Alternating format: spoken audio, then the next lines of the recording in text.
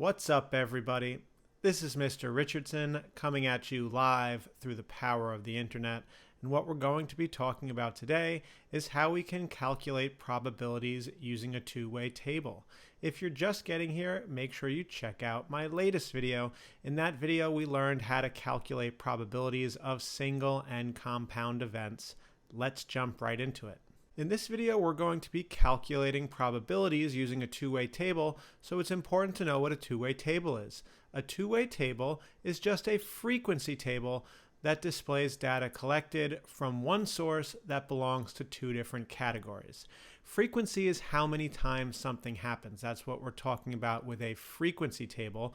And the data is collected from one source, meaning maybe it's collected from one high school or one state, and it belongs to two different categories. Here we have an example of a two-way table, and we're going to be using this data quite a bit, so I might as well explain it.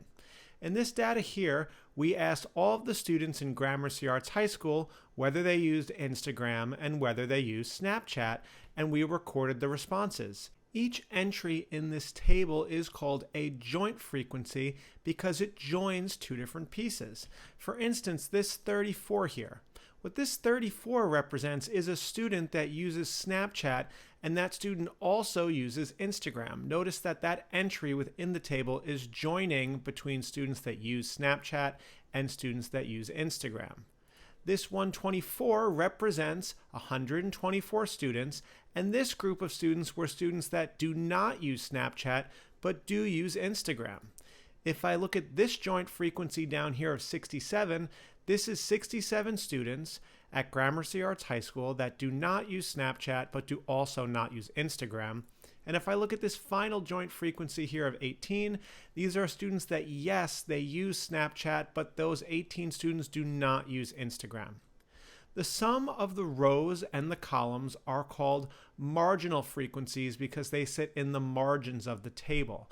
If you were to use a Word document or a Google Doc and someone talked about the margins of the document, that would be like the outside borders of the document. So here when we want to display the marginal frequencies, right now they're not on our two-way table, so we should add them. We can just add the marginal frequencies like this. Essentially, it's the sum, or we add all of the rows and columns. So let's say I add across here, and I first want to know what is this piece here. Well, if I add across, I'll have this marginal frequency up top. 34 plus 124 is 158. That's our first marginal frequency. I could get our next marginal frequency by adding across here. 18 plus 67 would be 85. What this 158 represents is the total number of students that said yes, they use Instagram. Notice, yes, for sure, these 34 students use Instagram, but these 124 students also use Instagram. Just realize that these 124 still said yes to Instagram, but said no to Snapchat. So how many students use Instagram? 158 of those that we asked in our two-way table. This 85 means that these 85 students here are the total number of students that do not use Instagram. We could also sum these columns here, which are going to say the total number of students that yes, they use Snapchat, and the total number of students that no, do not use Snapchat. Those marginal frequencies would be 52 and 191 respectively. Finally, this corner box here is like the grand total. It's the total number of people surveyed. There's three different ways that you could get that same number. The first way is to sum these two numbers. That would tell you the total number of people in our survey. The other thing that you could do is sum these two marginal frequencies. That would also tell you the total number of people in the survey. And the last of the three ways to do that would be to add these four numbers. That would also tell you the total number of people in the survey. In this case, whichever method you pick, you're going to get that there's 243 people in this survey. Now let's look at an example to bring this all together. Here we're using the same data that we looked at on our notes. What this problem says is that the two-way table below shows the number of students at Gramercy Arts High School that use Snapchat and/or Instagram. Part A, what percent of students use both Snapchat and Instagram? Round your answer to the nearest percent. For part A, I first want to find the total number of students that use Snapchat and Instagram. If I look at my chart here, or my two-way table, what I'm finding is that 34 students use both Snapchat and Instagram. I can't include 124 because although these students used Instagram, they did not use Snapchat. And I can't include these 18 here because although these students used Snapchat, they didn't use Instagram. And of course, 67, these students used neither of these internet platforms. So what we want to do is find the percent or the probability of students that use both of these. So it's the part, 34, out of the whole 243. Of course, they wanted this as a percent, so I'm simply going to divide. And when I do, I get this decimal. To make it a percent, multiply by 100.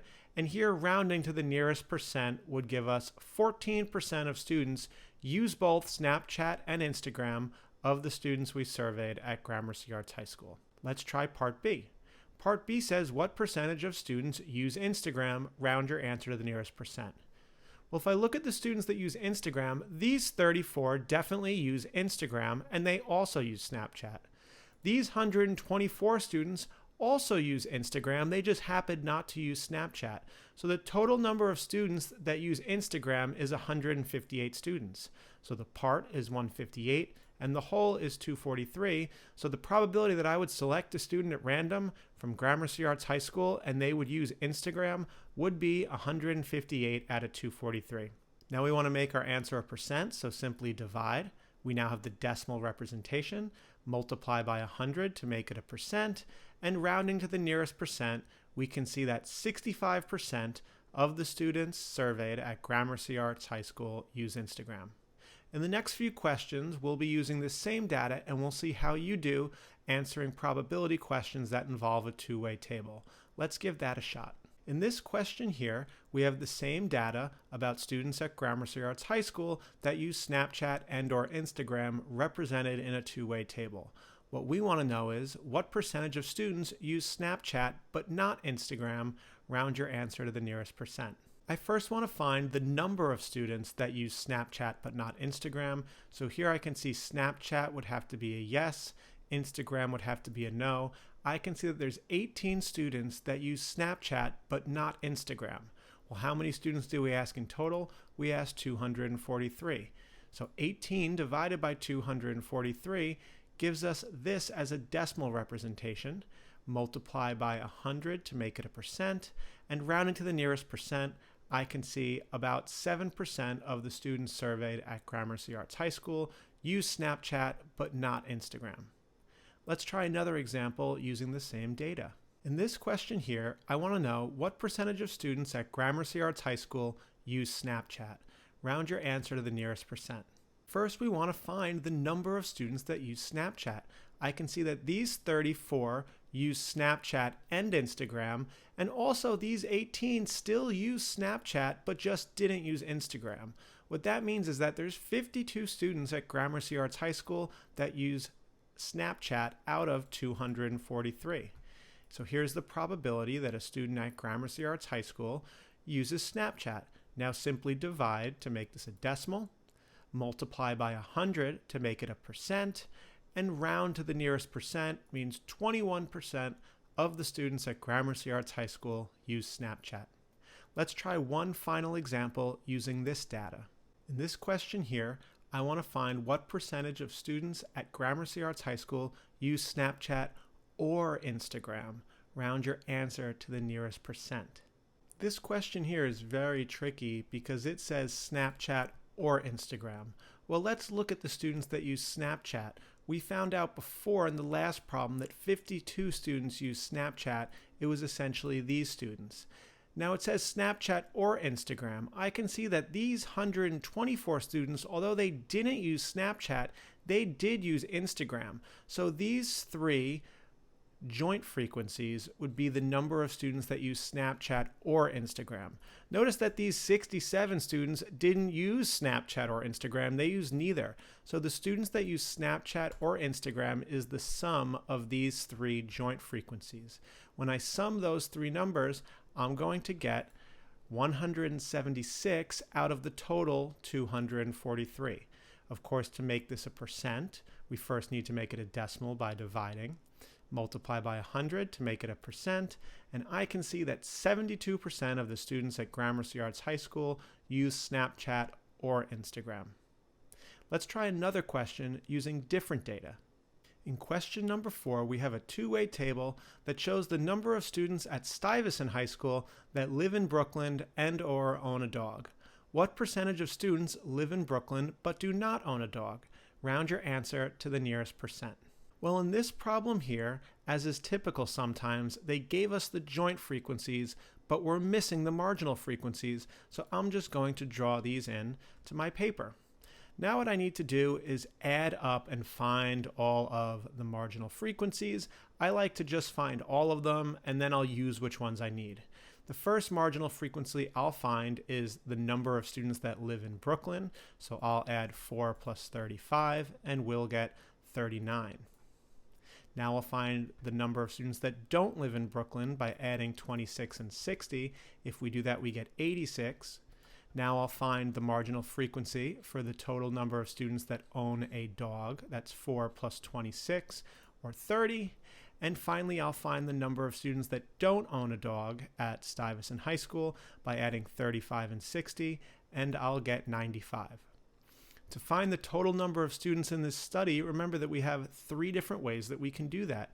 We can either add up the 4 joint frequencies in the center. We could add up these 2 marginal frequencies at the bottom, or we could add up these 2 marginal frequencies on the side. For me, I like to do it maybe 2 of the 3 ways just to make sure I get the same answer. And here we can see that the total number of students surveyed was 125. Now let's find the percentage of students that live in Brooklyn but do not own a dog. So here are the students that live in Brooklyn, but only these 35 live in Brooklyn and don't own a dog. So that means we have 35 out of 125. To make this a decimal, simply divide. Here we just got 0.28, which when we multiply by 100 gives us 28%. Let's try another example using this same data. In problem number 5, I want to know what is the probability that if a student is chosen at random from the class, they do not live in Brooklyn. Well, here we can see that the answer choices are exact probabilities, so once we get our answer, we're not going to have to divide to make it a decimal or multiply by 100. We already found the marginal frequencies for this problem in problem number 4, so I'm just going to fill it in here.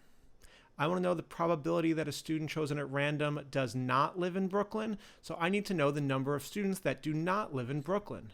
Well, here I can see these 26 students said no to living in Brooklyn, but they also own a dog, and these 60 students also do not live in Brooklyn, and they don't own a dog. So the total number of students that do not live in Brooklyn is 86 students out of the 125 I asked, choice A. Let's try one final example. The two-way table below shows the number of students at Art and Design High School that own a Nintendo Switch and or have used TikTok.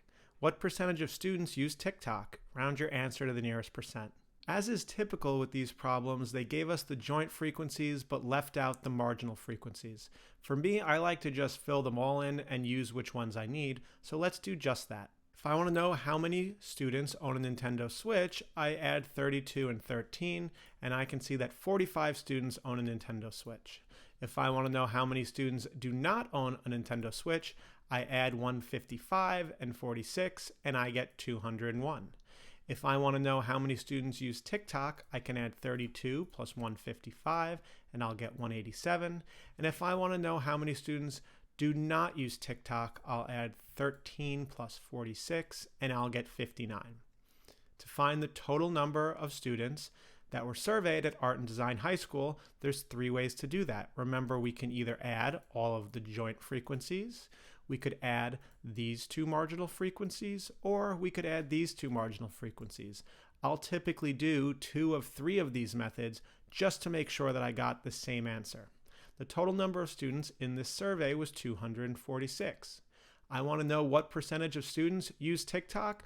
Well, first let's find the total number of students that use TikTok. These 32 students use TikTok, and they also own a Nintendo Switch. And these 155 students also use TikTok, but do not own a Nintendo Switch, which means that 187 students use TikTok. Take that number and put it over the total number of students in this survey, and we get 187 divided by 246. Divide to write this as a decimal. Multiply by 100 to make it a percent, and round our answer, and we can see that 76% of the students surveyed at Art and Design High School use TikTok. Well, that's it for this video, and that's it for me. I hope in this video you learned what a two-way table is and how you can use one to calculate probabilities. Until next time.